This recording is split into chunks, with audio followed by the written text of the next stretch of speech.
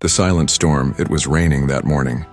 Not the kind of rain that drums on rooftops like a playful song, but the quiet, cold kind that makes people walk faster, heads low, eyes away from strangers. Outside the courthouse in San Jose, puddles rippled as expensive shoes stepped carefully between them. Journalists leaned under umbrellas, cameras tilted just enough to catch a glimpse of the man walking slowly toward the courthouse doors. He wore a plain gray sweater, no tie, no entourage, no flash. Just a man with glasses slightly fogged from the chill and a calmness that didn't seem to match the situation. That man was Sundar Pichai. To most of the world, he was the CEO of one of the biggest companies ever created. The man behind the search engine that knew more about people than their own friends did. But to the court that day, he was something much simpler, a defendant. Inside the courtroom, the judge chuckled, just loud enough for the jury to hear. It wasn't the hearty laugh of amusement. It was the smug laugh of someone who believed they already knew the ending of a story. The kind of laugh people use when they think they're smarter than you, better than you, above you. "Mr. Pichai," the judge said, flipping through the thick pile of papers in front of him like they were nothing more than a menu. "Do you really intend to represent yourself in this matter?" A few people in the room shifted uncomfortably. The lawyers from the opposing side, suited, slick-haired, and overly confident, tried not to smirk too obviously. Even the stenographer raised an eyebrow. After all, this wasn't a parking ticket. This was a massive civil suit. Billions on the line. Allegations of manipulation, data privacy breaches, unfair monopolies, things that could cripple companies and change lives. But Sundar only nodded. "I believe I understand the situation enough to speak for myself," he said, voice soft but steady. It wasn't defiant, it wasn't arrogant. It was calm, like someone offering you a glass of water instead of a punchline. The judge let out another laugh. "Well, this should be interesting." And just like that, the trial began.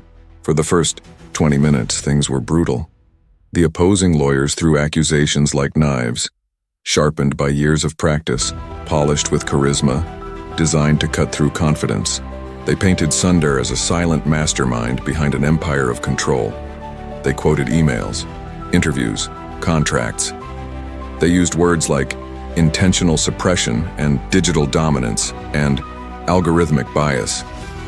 They made it sound like Sundar had coded every line of the internet himself with the sole purpose of ruling it. But Sundar didn't interrupt. He didn't object. He didn't even blink too often. He just listened. And when it was finally his turn to speak, he walked to the center of the courtroom like someone walking into their childhood home. Familiar, quiet, unshaken. "I didn't grow up in a courtroom," he said. "I didn't grow up in a house with hot water either. We waited for the sun to heat up the metal tank on the roof, and sometimes that didn't happen." You could hear the air shift. The jury leaned forward, just a little. Even one of the lawyers scratched his neck, uncertain if this was a performance or a confession. "I used to walk 15 minutes just to use a telephone. And not every day, only when we really needed it.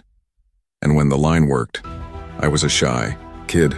I didn't know what Silicon Valley was until I got here. And I never imagined I'd have the job I have now." He looked around the room. No theatrics, just truth. "But here's what I do know. Information is power. And for a long time, too many people didn't have access to it. I wanted to build things that made it easier for people like the boy I used to be, the one who waited by the phone to have answers in seconds. Not power, not control, just access." The judge cleared his throat. The room stayed silent. "You're being accused of creating a system that limits competition," one of the lawyers said, voice sharp again, trying to cut back the moment. "How do you respond to that?" Sundar didn't rush. He simply asked, "Is it wrong to build a road if no one else was building it?" "That depends," the lawyer said. "Did you also build a gate and charge everyone else to enter?" There it was, the core of the argument. And for a second, even Sundar's hands tightened on the edge of the podium. He smiled, but it was a sad smile. "I opened the gate," he said. "I just didn't expect everyone to run through it at once and then blame me for the traffic." Few people chuckled. Not the judge, though. He scribbled something down, still skeptical.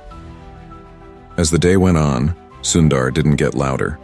He didn't try to win with volume or aggression. Instead, he asked questions. He asked one of the lawyers if they remembered the first time they used the internet. He asked a jury member what they searched for when they were scared. He even asked the judge what made him laugh outside the courtroom. By the end of the first day, the energy had shifted. Not entirely. Not enough to win anything yet, but enough that people walked out of the courtroom not talking about the lawsuit, but about the man who didn't flinch under pressure, the man who chose honesty over strategy, the man who didn't raise his voice but raised questions people hadn't thought to ask. And yet, just as Sundar stepped into the hallway, a man in a black coat approached him, tall, graying at the edges, and with eyes that didn't blink often. "You don't know me," the man said, voice low. "But you should know this trial is about more than you think." Sundar stopped walking. The man leaned in, just enough to whisper, "Someone wants you to lose not just this case, everything, case." Then he walked away without looking back, and Sundar stood still alone in the hallway, the hum of fluorescent lights above him. The only sound. Was this just a legal battle? Or something much deeper? He didn't know it yet. But the storm inside. The courtroom was just the beginning. Next came the flood. The email that shouldn't exist. The next morning, the courtroom felt different. Not in the way rooms feel after sleep, but the way a forest does after a spark has landed. Not yet fire, but something waiting. The buzz wasn't coming from the reporters this time. It was the jury. Even the guard by the door was standing straighter, like he knew something no one else did. Sundar sat at the same table, same sweater, same glasses, but his eyes scanned the room differently today. He was looking not just for faces, but for signs.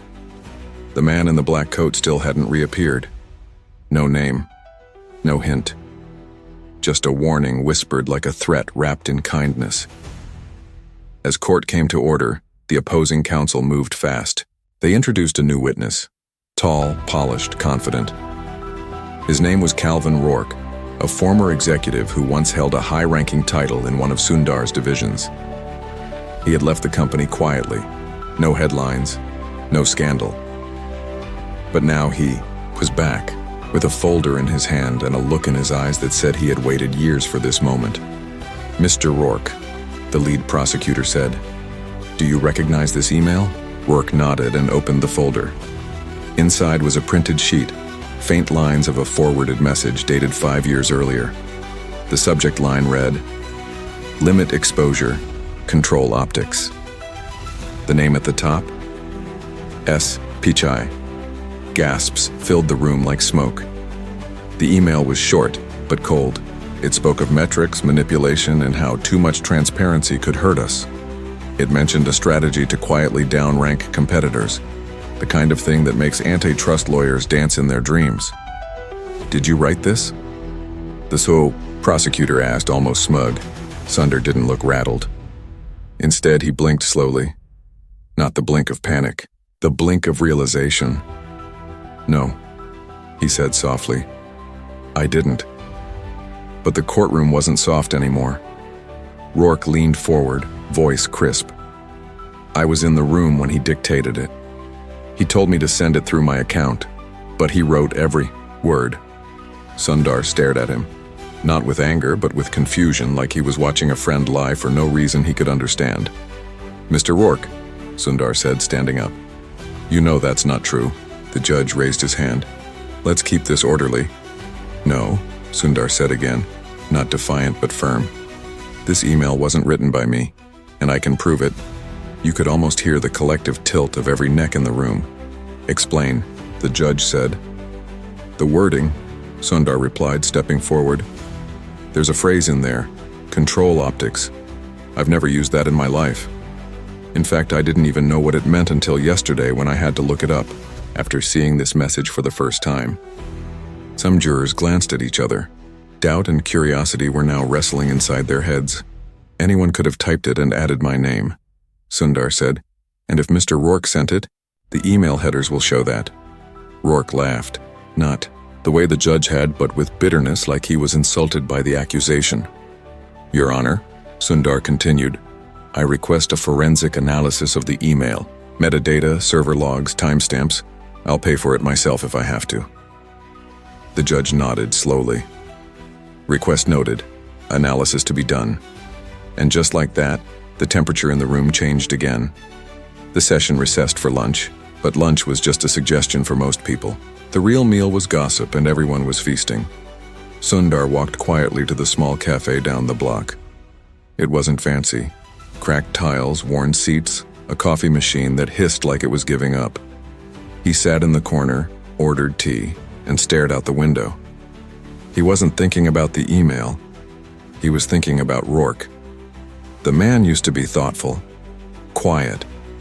He once sent Sundar a thank you card after his daughter got a scholarship, saying none of it would have happened without the internship Sundar gave her. Now he sat on the other side of the courtroom rewriting history. The tea arrived, lukewarm. Sundar didn't drink it. His phone buzzed once. An anonymous number. A single message. They have more. He stared at it. No punctuation. No context. Just 3 words and the weight of a landslide. Before he could reply, the cafe door opened. Not dramatically, but with the slow creak of something too old to hide its age. A woman walked in, mid-40s, blazer too clean for this cafe, eyes scanning the room like a scanner more than a person. She spotted Sundar immediately and walked straight over. Mr. Pichai? She asked. He nodded. I'm your court-assigned digital analyst. Name's Clara. She sat without asking. I've already started digging. That email? The metadata's weird. Too clean. Too perfect.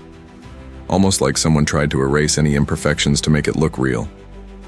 Sundar frowned. Can you prove that? Not yet, she said, sipping from her own cup. But I will. And there's something else. Your name? It's come up in encrypted traffic from devices that don't exist on any network maps. Someone's trying hard to fake a digital trail. And that someone is smart. How smart? Sundar asked. Like, built a company that knows everything smart, she said with a thin smile. He didn't smile back. She leaned in closer. Someone doesn't want you to walk out of this trial clean, but I think you already knew that. I had a feeling, Sundar said. I just didn't know they'd come through old friends to do it. He left the cafe before the tea cooled completely. Back at the courthouse, the vibe had shifted again. People weren't watching Sundar like a villain anymore. They were watching him like a riddle.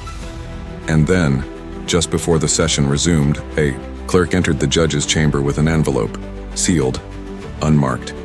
Inside, a printed photo, grainy but clear enough. 2 men in a dark room. One of them, Calvin Rourke. The other, a familiar face, one of the prosecution's lead lawyers. The timestamp was 2 weeks before the trial began. The judge narrowed his eyes. Court resumed. People sat. Sundar didn't speak this time. He didn't need to, because something had cracked. Not wide enough for sunlight yet, but enough for suspicion to leak in. And suspicion, once it enters, doesn't leave quietly. The invisible wire. The silence in the courtroom that morning was not born of respect. It was born of fear. The kind of fear that doesn't shout or shake but tiptoes around, hiding behind glances curling up in the corners of every whisper. People came in quieter. Phones stayed in pockets. Even the clerk who always chewed gum had stopped. Everyone felt it now. This trial wasn't just about law. Something else had crept in. Something colder. Sundar noticed the change immediately. The air was tighter, like someone had drawn invisible strings across the room, and everyone was afraid of snapping. Run. He sat at the same table, same posture, same clothes. But inside, something new had awakened. Not anger, not panic, just awareness. He had seen the photo. The judge had too. Rourke's secret meeting with the prosecution was no longer secret. It hadn't been mentioned in court yet, but it was coming. Sundar could feel the chessboard shifting, and for the first Time and days it shifted in his direction. The judge entered, slower than usual. He looked older today, as if he had aged a month overnight. Or maybe it wasn't age. It was weight. The weight of a case that had become larger than the people in it. "Mr. Pichai," the judge said carefully, "you mentioned yesterday you had never seen the email presented by Mr. Rourke. Is that correct?" "Yes, Your Honor," Sundar replied, calmly. The judge paused, then said, "And if a second email exists with similar phrasing, would you also deny authorship?" Sundar blinked once. "I would like to see the email before answering." Another folder. Another printed sheet. This one, more personal. It mentioned a media outlet, a planned leak, and a chilling sentence. "If it breaks, we control the narrative." The room held its breath again.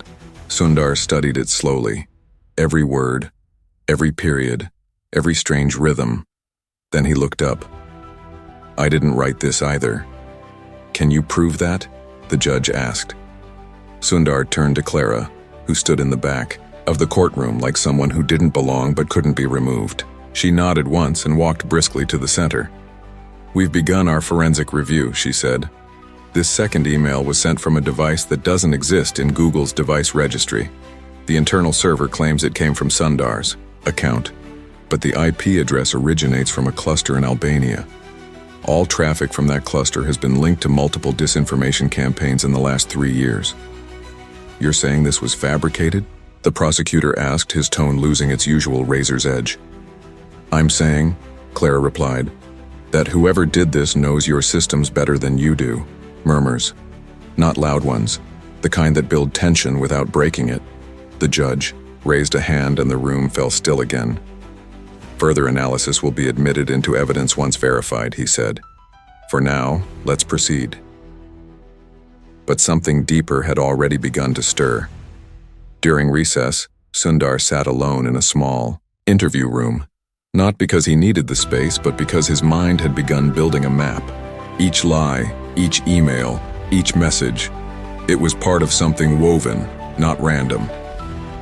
Someone had crafted this carefully, not to destroy a company, but to dismantle a person. Then, without knocking, Clara entered. She didn't sit. She handed him a single sheet. "I found this in a private sandbox environment that shouldn't be accessible," she said. "It's an internal document. Except it's not. It's a script." Sundar read it once, then twice. It was a conversation, a back and forth, between two unnamed people. They discussed Rourke, the trial, what to leak and when. They used phrases like public trigger and character degradation metrics. "This isn't just about discrediting me," Sundar murmured. "They're testing something.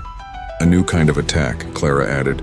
"Not just data-driven, emotionally calculated like psychological malware." And in that moment, Sundar realized something terrifying.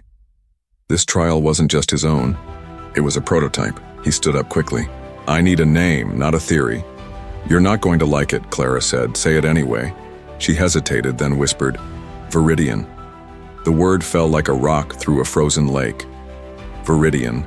Not a person, not a company, a code word. A whisper around certain corners of Silicon Valley. A think tank, or more accurately, a think weapon. Funded by people who didn't appear on official boards but owned shares large enough to collapse countries. Their job? To build tools that turned narratives into weapons. If they were behind this, it wasn't just about winning. It was about removing Sundar from the equation entirely. Back in the courtroom as the session resumed, Sundar walked in slower. Not because he was afraid, but because he was thinking 12 moves ahead now. The game had changed. The judge didn't laugh anymore. The lawyers were less sure. Rourke avoided his eyes, and as Sundar took his seat, the clerk handed the judge a sealed package. Inside, a flash drive. "This was delivered anonymously," the clerk said. The judge examined it, inserted it into the court's secure system, and projected the contents onto the screen. A video file. Title: Pichai Truth. Unedited. The footage rolled. No sound at first. A camera placed somewhere hidden. Two men talking. One was Rourke. The other, a man in a Viridian security badge. Rourke, are you sure this will work? Man, it's not about working, it's about removing trust. Rourke, I still have doubts. Man, don't worry. After this trial, Sundar Pichai won't even trust his own memory. The video cut off. No timestamps, no metadata. But it was enough. And yet, just as hope began to bloom in the room, the prosecutor stood up. Your Honor, he said calmly, this video is a deepfake, expertly done. We will demonstrate as much tomorrow. Sundar's heart dropped. Not because he believed it, but because he realized the truth wouldn't matter if no one could tell what was real anymore. The line between fact and fiction had been crossed, and now everything was blurred. The memory code truth once bent doesn't snap back. It warps. It twists like heat over asphalt, looking real until you try to stand on it. And that's exactly what the courtroom had become, an illusion held together by suits and ceremony, but cracking from within. The morning after the video dropped, nothing felt grounded. Not the marble floor beneath Sundar's shoes. Not the leather-bound chairs that creaked under the weight of uncertainty. Even the judge didn't seem to trust the gavel in his own hand anymore. Everyone was playing their part, but the script had been hacked. The courtroom wasn't just a place of law now. It was a battlefield. But the weapons weren't guns or knives. They were doubts, manipulated memories, and digital whispers.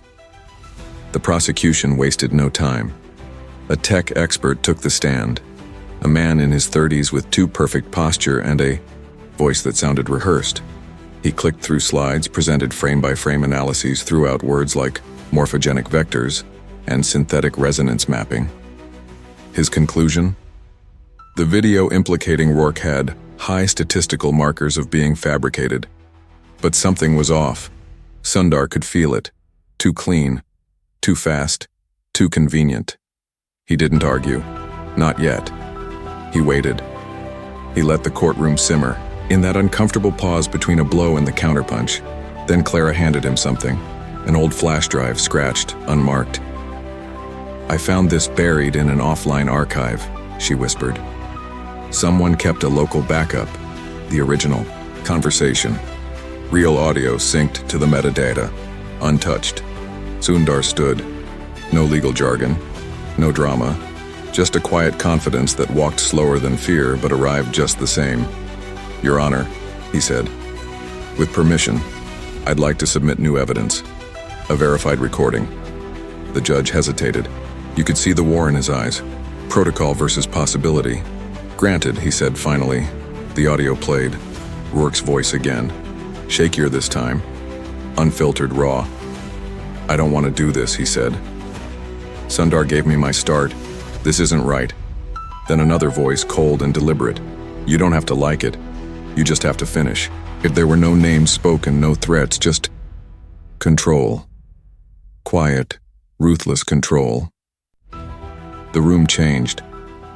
People leaned forward like gravity had pulled them there. Jurors started writing notes. Even the prosecution shifted in their seats as if a breeze had just turned cold. But Sundar wasn't looking at them. He was looking at Rourke. Their eyes met. Something passed between them. Not forgiveness. Not yet. But recognition. The kind that only exists between two people standing on opposite sides of a cliff they once built together. And then, unexpectedly, Rourke stood, without being called, without being asked. I want to speak, he said. Sit down, Mr. Rourke, the prosecutor snapped, but the judge allowed it. Rourke walked slowly to the witness box, hands shaking, breath uneven. I lied, he said. Just like that. No build-up, no defense. Gasps again. Louder this time. I never wanted to. I was approached months before this trial. They told me they'd erase my debts, protect my family, give my daughter a job if I helped make Sundar look guilty. I didn't know how far they'd go. Who are they? The judge asked. Rourke looked directly at Sundar. Viridian, you could hear pens dropping.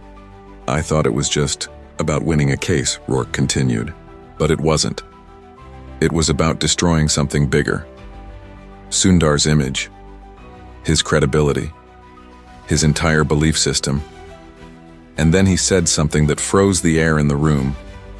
They wanted to replace him with someone easier to steer. The judge leaned back, hard. Replace? Yes. Rourke nodded. The plan wasn't just to discredit him. It was to push him out from the inside. Install someone who'd look the same on paper but follow orders. Someone who'd turn access into profit. Someone who'd sell silence as a feature. No one spoke for a long time. Outside, clouds gathered. Shadows slipped across the courtroom floor. But inside Sundar's mind, the fog was clearing. This had never been about one lawsuit. It was about control, about the future of information itself. And Sundar, with all his quiet resilience, had been a roadblock they couldn't move. So they tried to erase him. As court recessed, Clara pulled Sundar aside. "We found something else," she whispered. A keyword inside their systems, embedded, deep, like a ghost code. "What keyword?" Sundar asked. She handed him a slip of paper. On it, one word, mirage, and beneath it, a date, 7 days from now. "What happens then?" he asked. Clara's voice dropped. "I think that's when they launch the real plan." "What was all this then?" She looked at him, haunted. Just the demo. And somewhere in the distance, behind all the strategy and lies and half-buried truths, a clock had just started ticking. The mirage machine. The human mind doesn't break all at once. It cracks like old glass. Slow, quiet, invisible, unless you're looking closely. Sundar felt it now, the subtle cracking, not in his own mind, but in the world around him. The courtroom wasn't just a place anymore. It was a stage with mirrors, and some of those mirrors were starting to lie. The word mirage haunted him. Clara had handed it over like it was a death certificate disguised as a fortune cookie. Short, vague, but final in its weight. 7 days. That's all the paper had said, and the more Sundar thought about it, the more it felt less like a deadline and more like a countdown. Outside the courthouse, cameras had multiplied. Opinions had bloomed like mold in a sealed room. The video, the audio, Rourke's reversal, everything had leaked. People debated, picked sides, twisted narratives into origami. Sundar didn't read the headlines anymore. He knew the game. He'd helped build the platform it played on, but what haunted him wasn't public opinion. It was the silence, in places that used to be loud. Former colleagues who wouldn't return calls, engineers who vanished from internal networks, a low hum of unease drifting through his inbox like smoke through keyholes. The trial had shifted again. Rourke's confession should have sealed it.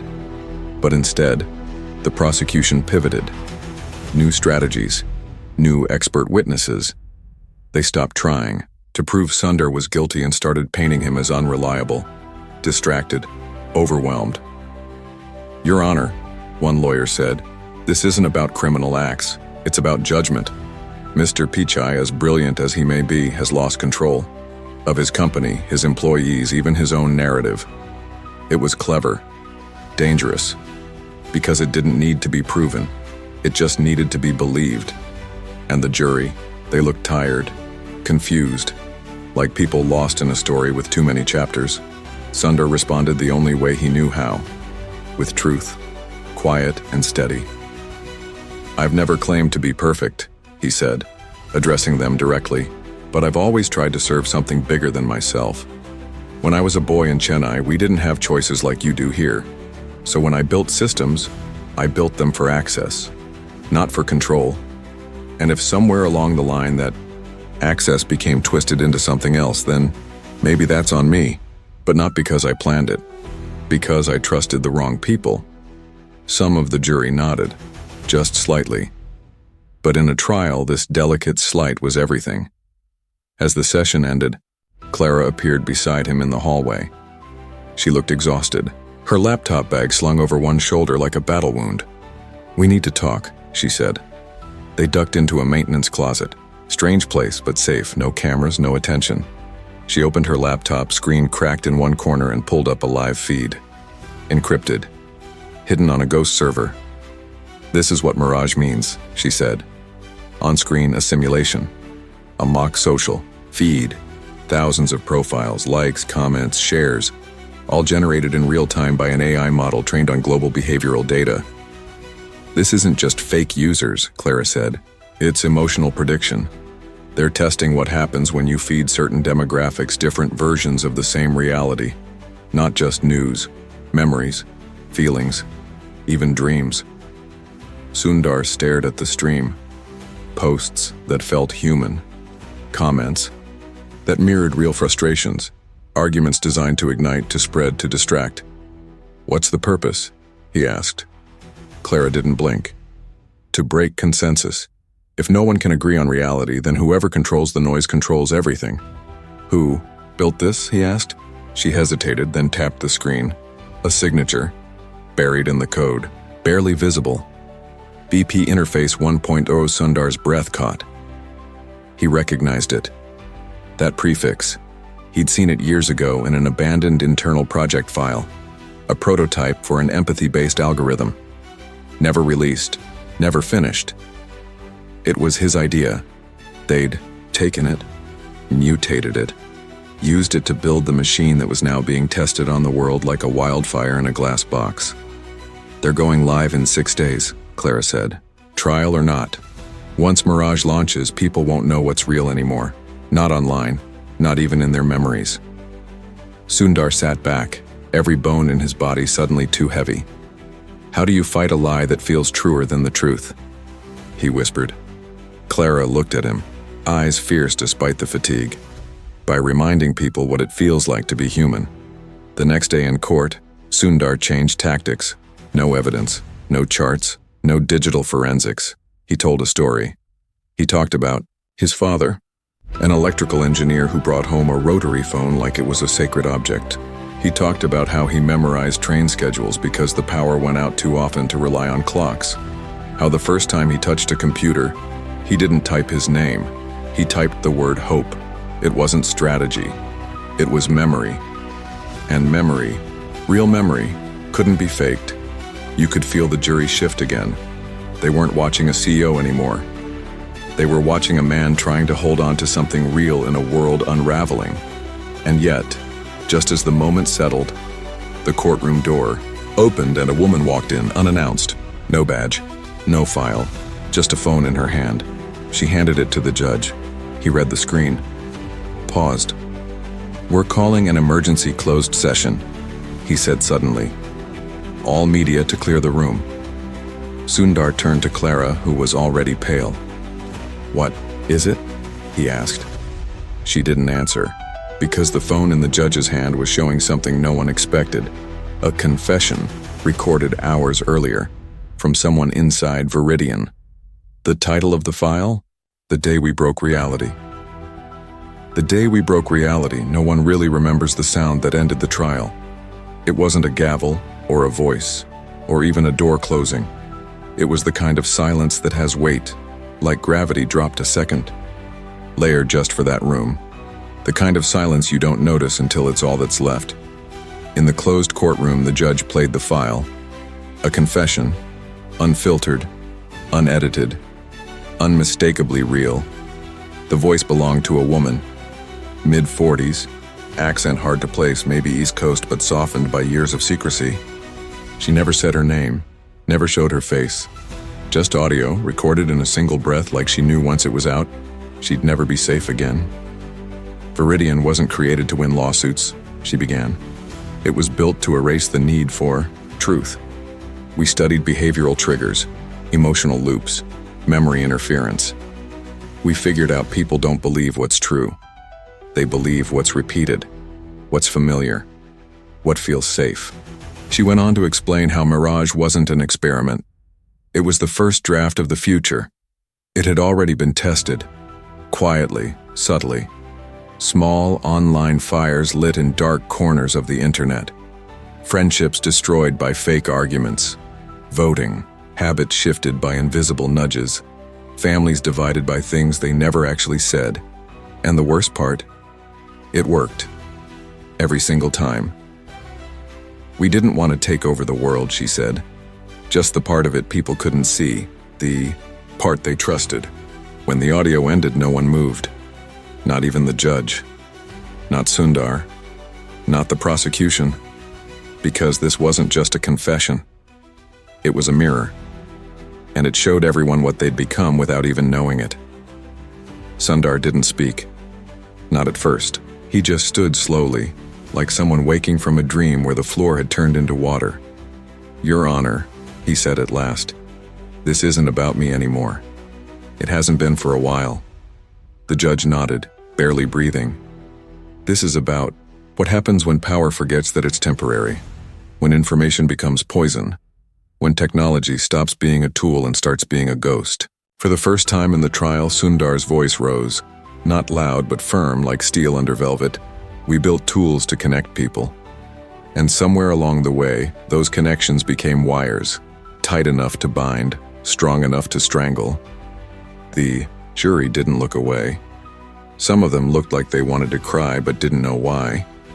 Then Sundar turned, not to the judge, not to the prosecution, but to the empty air in the room, the invisible audience watching through 1,000 cracked screens. "If you're hearing this," he said softly, "ask yourself one question. When's the last time you believed something, and it turned out you were wrong?" He paused. "And did you change your mind, or just move on?" Because that's what Mirage was counting on. Not disbelief, not outrage, just fatigue. The quiet kind that makes you stop caring. After a long pause, the judge spoke. "This court finds that the evidence presented has fundamentally altered the integrity of this case. All charges against Mr. Pichai are dismissed, effective immediately. No cheers, no applause." The moment didn't ask for celebration. Sundar simply nodded and sat down. Outside, the world had already started spinning differently. Journalists scrambled for words that wouldn't come. Headlines flickered and died before they finished loading. Hashtags collided and canceled each other out. But inside that courtroom, the stillness lingered. Later, as Sundar stepped into the parking lot, Clara was waiting. "It's not over, you know," she said. He nodded. "I know. They'll come back." They never left. She handed him a small device. Looked like a keychain. But it wasn't. "What is it?" "A backup," she said, "of what the internet looked like before Mirage, before the lies. Real search results, real articles, unfiltered, raw, from before the poison." "Why give it to me?" "Because no one else remembers how to care." He put it in his pocket. The sun was setting behind the courthouse, soft orange, slicing through dark clouds like a promise trying to be heard. And for the first time in days, Sundar smiled. Not because he'd won, but because he hadn't lost himself. He walked away without looking back, because the real battle wasn't in that courtroom. It was everywhere, and it had already begun.